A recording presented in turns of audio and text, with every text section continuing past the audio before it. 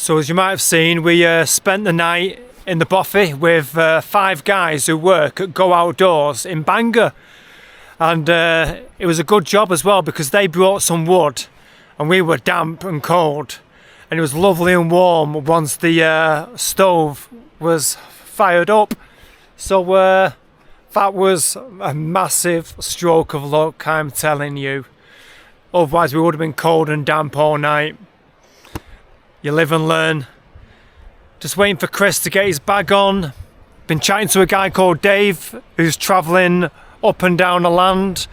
He is here. Hi Dave. Hi there. And he also stayed here last night too. So there was 8 of us in here, which was very nice and friendly community. But we'll be heading back to go up there in 5 minutes, just waiting for Chris. Speak to you in a minute.